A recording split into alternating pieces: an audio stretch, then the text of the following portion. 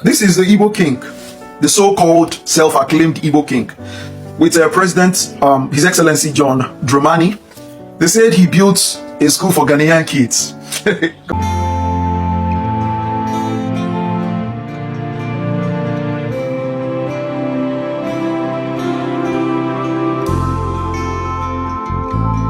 Breaking news, guys. So I just saw on the media that as we speak currently, Ghana is #1 topmost gold producing country in the continent of Africa. A round of applause. We're going to take a look at details of all these, exactly what Ghana is up to with their mineral resources.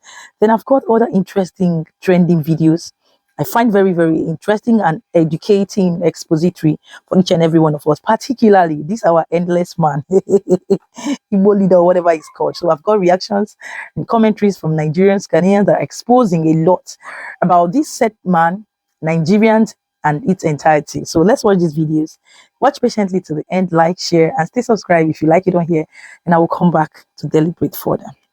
Ghana has just announced 2 massive investments that could reshape the nation's agricultural sector. Qatar is pledging $1.5 billion for large-scale farming, and the Al Jadad Group is bringing in $5 billion for fertilizer plants. These are game-changing projects, but the real question is, can they unlock Ghana's full agricultural potential? And now to our headline story, and Ghana is on the path to become a hub for fertilizer manufacturing following a $5 billion investment agreement with Qatari agricultural investors Al Jadad Group. A geotechnical team will soon begin feasibility studies in October on the land secured at the Petroleum Hub Development Corporation for the project. They will be left with $1.5 billion.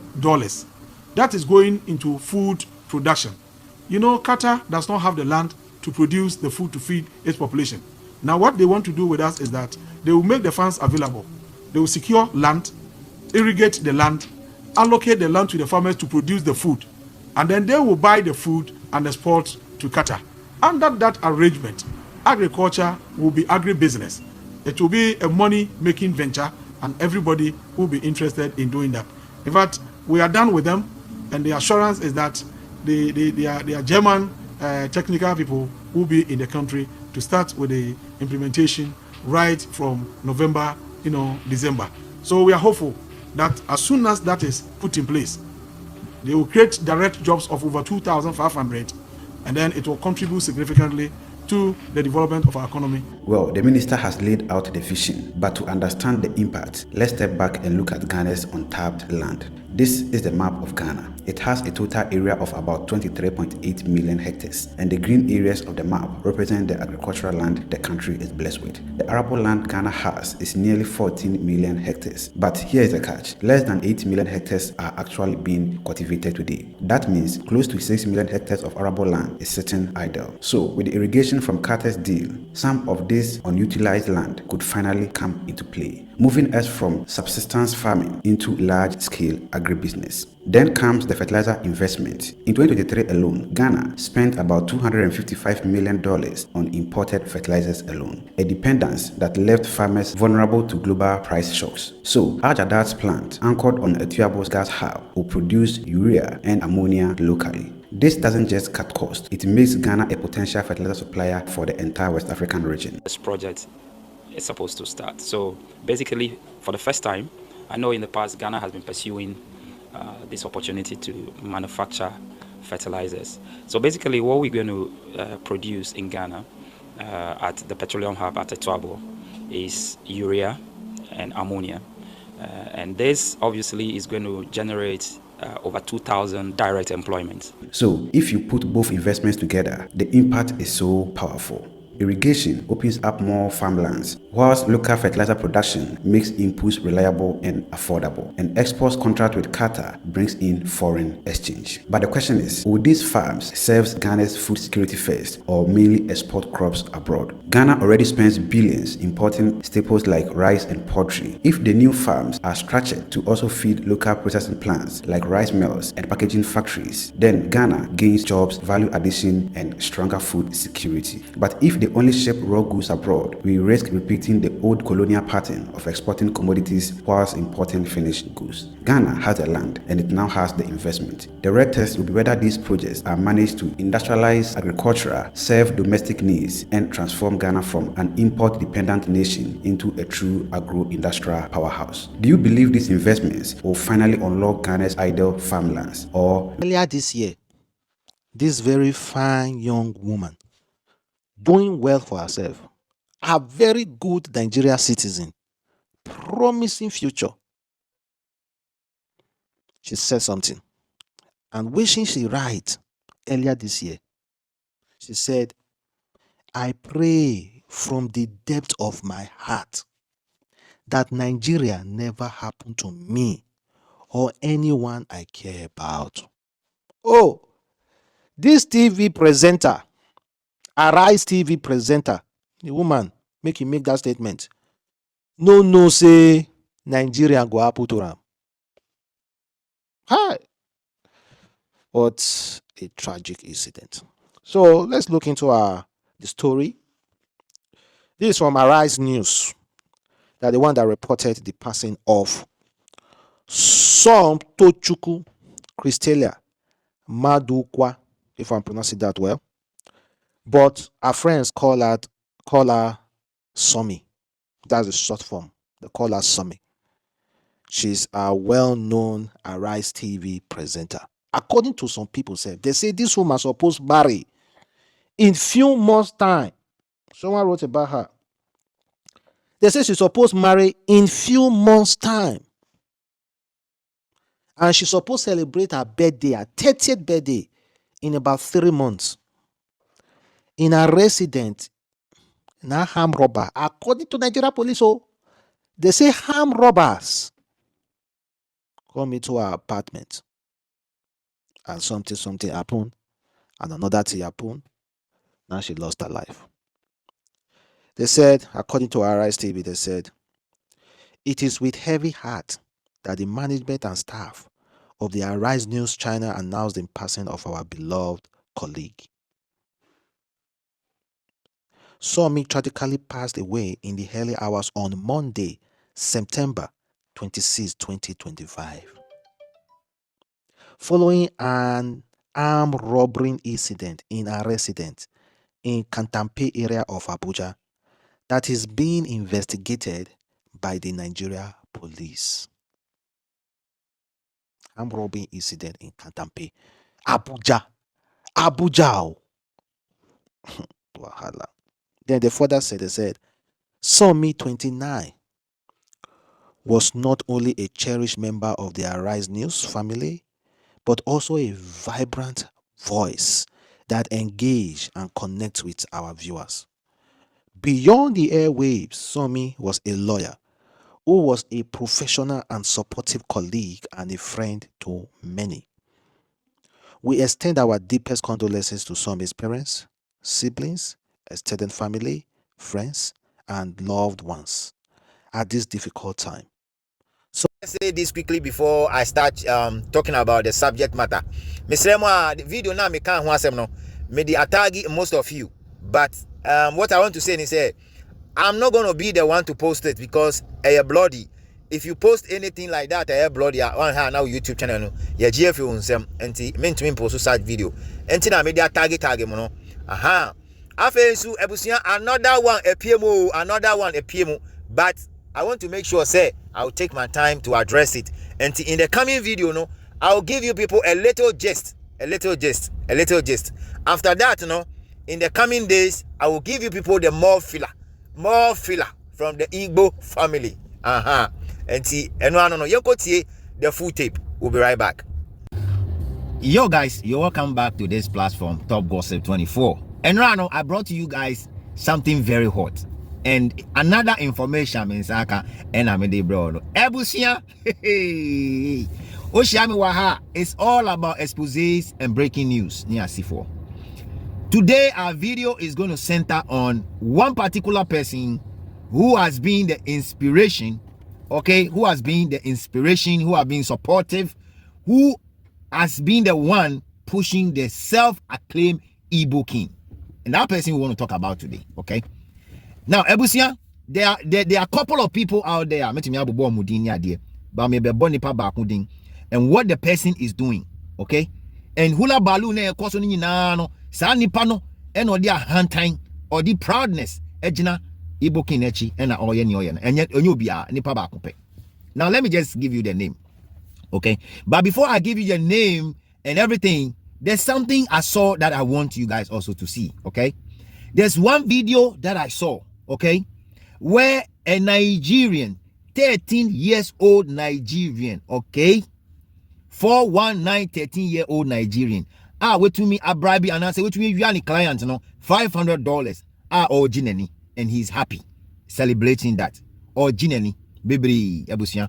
Now I want us to go and watch that video, right? Yeah, but I'll come and tell you the person who is behind the Igbo self-acclaimed Igbo king. I'll come and tell you. I'll come and talk about it. In the last 24 hours, this particular video of this boy has been trending on the internet space, and it has given a lot of people concern. In this video clip, the old boy celebrating his first win through Yahoo. Yes. 11-year-old boy. The Oyibo woman, the Oyibo man, will be in client. Don't send them $500 Apple card, a gift card. And the young man was celebrating in that video. The other older person was saying, who talks say work no they pay. While I was watching that video, I had a lot of mixed feelings. I was sad. I was pained in my heart. Because I never prayed that we get to this level as a people in Nigeria. Make on I watch the video. I collect 500. That's what I want to do. That's what you do.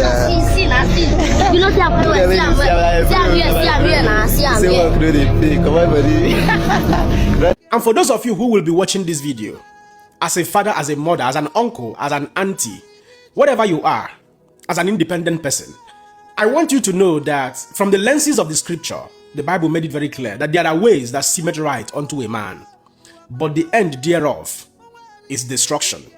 There are steps we take in life that will give us pleasure, earthly pleasure, riches, and all of that. But at the end of the day, the payback will come.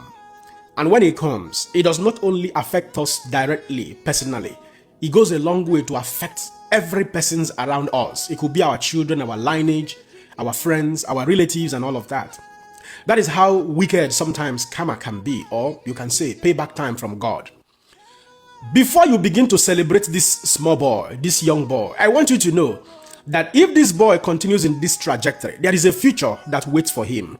Yes, just 2 days ago or 24 hours ago, Nigeria EFCC arrested 19 suspected internet fraudsters in Niger State. Everybody they carry laptop, one scam Oyibo, some they even scam their fellow Nigerians at random, at will. Not only that, the American government, the FBI, made it very clear just in the last 24 hours that one Mr. Farouk Adekunle Adepoju, a Nigerian who is living in the UK, will be extradited from UK down to America to face his criminal fraudulent charges of defrauding Western Pennsylvania University of a whooping sum of $235,000.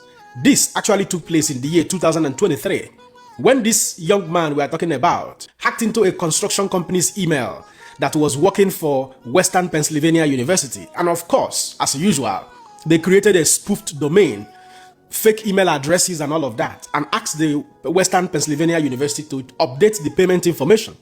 That was how they swindled $235,000 in 2023.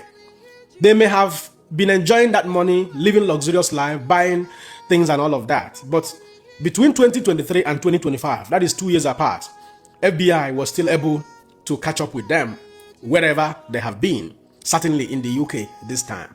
Not only that, United States of American FBI has also announced that one Mr. Christopher Folade, who is 62 years old, and his own son, Emmanuel Folade, who is 32, will certainly be facing the wrath of American, justice system. Yes, they will be going in for it, for extorting the American government up to the tune of $2.2 million. This family has an institution in the United States of America that provides housing, accommodation, consulting, as well as stabilization So over the course of the services they provided to beneficiaries, they inflated the amount and the number of beneficiaries they provided services to up to the tune of $2.2 million. And eventually, the American government found out. And these families are going in for it. They forged a lot of documents according to the relevant information available on the internet space. There were other alleged fraudsters and conspirators like one Mr. Hassan, one Mr. Khalid, one Mr. Ahmed. There are a lot of them. Eventually, they are going in for it. More so, the American FBI has also made it public that one Mr. Adetomiwa Shehu Akindele has been sentenced to 71 months in prison in the United States of America for scamming an American woman through romance scam of $1.6 million. Certainly, this woman may not have owned that money alone in bulk. Maybe she could don't sell houses, borrow money, sell properties before this young man was able to dupe her up to the tune of $1.6 million. 71 months should be around 5 to 6 years. And according to that relevant information, at the completion of his jail term, he will be deported back from the United States of America back to Nigeria. Now, some of you are not worried about the multipliers effect of some of these things. By the time you've been able to serve a prison sentence in the US or in any part of the world for fraud or for criminal offenses, you will still have children, except you decide to live your life all alone by yourself and perish all alone by yourself, because you certainly have kids. What do you think will happen to the future of these children? Tomorrow they want to get into the US. Your family members, they want to get into the US for studies or for even legitimate businesses or legitimate cause. And they are not able to make it through simply because of the sin of one man. Just like the Bible made it clear that through one man, sin entered the world through Adam. And through one man, Christ Jesus, we were redeemed. So if you think that there is no multipliers effect, you are simply joking, because I've always told you people in this channel that there are consequences for every action, whether you like it or not. There are consequences, and it can be a multipliers effect of a consequence. It can be an immediate, a direct, or a one-time. But in most cases of fraud and criminal offenses goes a long way to haunt you forever, for the rest of your life. Therefore, through this video, I will urge you to choose today the type of life you want to live. Do you want to be a fraudster, enjoy temporarily, and go to prison and destroy the rest of your life and the life of your unborn children? Or do you want to live a legitimate life? There is dignity in labor. God is still changing lives. Many people are earning a good living through legitimate cause. You mustn't be a criminal for you to survive. Therefore, I sincerely hope that those who have ears will rise up to make hairs while the sun shines. Otherwise, had I know, which is always the last comment of a foolish man, will be your portion. May that not be your portion. And as you watch this video, don't forget to let me know what you think in the comment section. And share this video. Man, another person see him. God bless you. This is the Igbo king, the so-called self-acclaimed Igbo king, with President, His Excellency John Dramani. They said he built a school for Ghanaian kids. God, these people keep on exposing themselves day in, day out. Really, as an Igbo king, as an Igbo man, you're building schools for Ghanaian kids? First of all, let me tell you something you have to know. Ghanaians don't need your school. Why? Because Ghanaians have standard schools. We've always known Ghanaian through ages as people that treasure academia. You can see their universities, you can see the way they attend to their schools, right?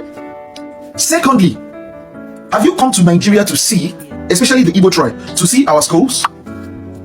It's either you have dilapidated buildings, very outdated schooling systems. I mean, if you come to the Igbo tribe, if you come to Nigeria, the eastern part of Nigeria, you see their schools. The seemingly good schools are the private schools, which you would pay through your nostrils. They are practically unaliving people's spirits for them to pay for their children's school fees in Nigeria.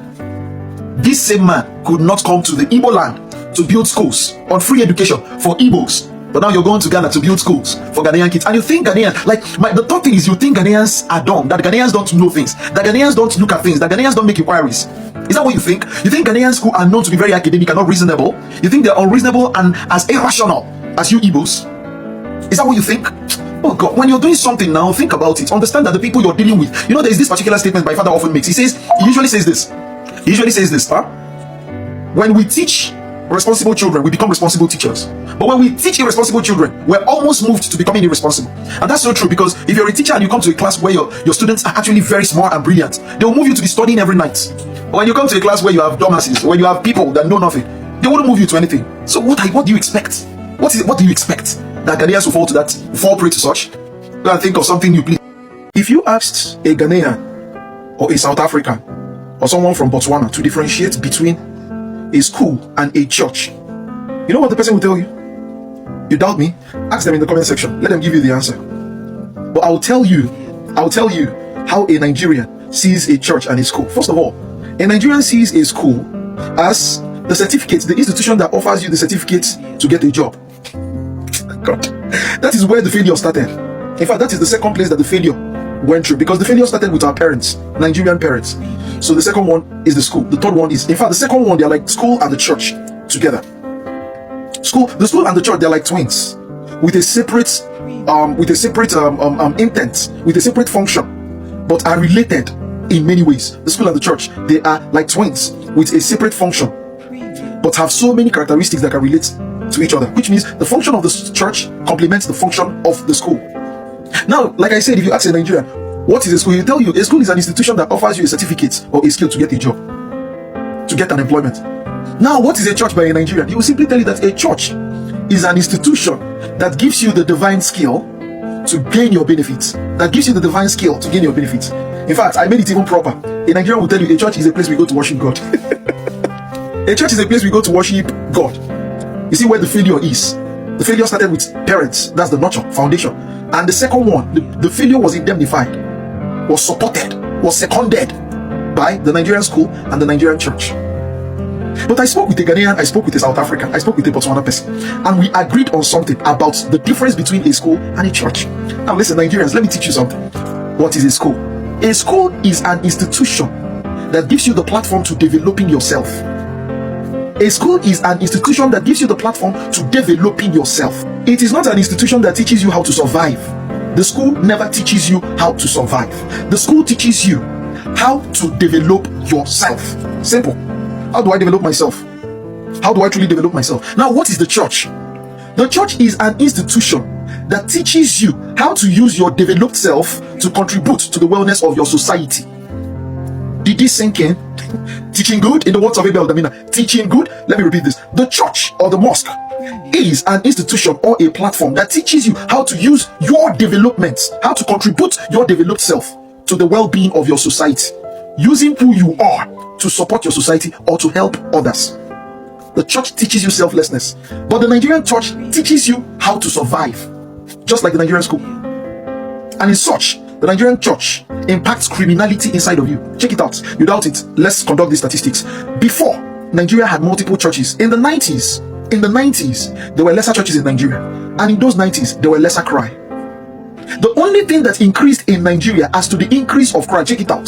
The only thing that increased in Nigeria were churches and crime. Churches, schools, and crime. Churches, schools, and crime. Tell me any other thing that increased. Not jobs, not employment places, not parastatus. Churches, schools, and then crime. Relate the three. It tells you that the Nigerian school and the Nigerian church teaches you criminality because it teaches you how to survive. Let me say this again. Today is Sunday.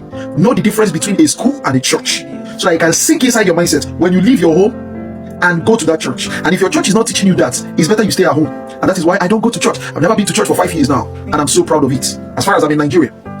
The school teaches you how to develop yourself. The church teaches you how to use your developed self to contributing to the wellness of your society. Welcome back, guys. First of all, I want to say a massive well done to Ghana for this amazing growth, success, and development when it comes to her mineral resources, which is gold, like gold, as well as other important, very, very vital mineral resources, as reported by my brother AS1. Then we went as far as, hearing from my brother Chimde. You see, one thing I keep telling this self-acclaimed king and other Nigerians is that when you try to bribe your way or manipulate your way into a people's life, their system, their culture, it will always backfire. And that's what's happening now. So in this video, we have also seen currently, may her soul rest in peace, a Nigerian young barrister and a Rise TV news anchor who lost her life as a result of Nigerians' insecurity and insurgency. Armed robbery case like we have seen. I keep telling us that may Nigeria not happen to us. And this is what I mean. You've clearly seen it. If you're following my other channel, you will hear about the other incident I reported there, right? And this is one amongst millions of cases as this. A young promising life lost.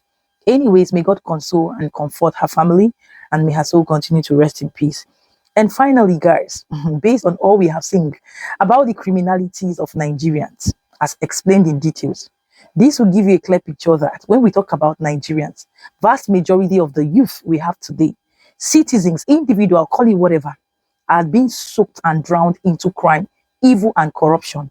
If not, tell me, this is a country that say they have a working system, a country that say they are giant for criminality and population, right? And when you see them on the media with misplaced priority, leaving behind their main subject and focus, always in the business and issue matter of other country citizens, then you will know that Nigeria is finished. I say, may Nigeria not happen to you, neither as a Ghanaian, Nigerian, or any citizen. Because if it does, the story is not always, sweet in the ears of people. This is it and this is that. As for the self-acclaimed king, we await on the 17th of this coming month, because when I say that Ghanaians are not joking, that I really mean. Honorable Dr. Yariga and his team have given him an ultimatum of 17th of August to vacate, at least for peace to reign now. Abi, if this one man can just so torment a country and its people, disturbing the peace, the sanity of the country, then what's more? Anyways, I don't like talking much. Let's see what happens. Fingers crossed, like I always say. So what are your thoughts? Kindly share them in the comments. If you like this episode, please give it a huge and a massive thumbs up. Share this video for more people to see. Yes, so a lot has been said and exposed, and more people need to be on the know. Yes. Like I said, if you like it on Yes, please subscribe and share your thoughts and your opinion down in the comments. And I will see you in my next one. Ciao, ciao.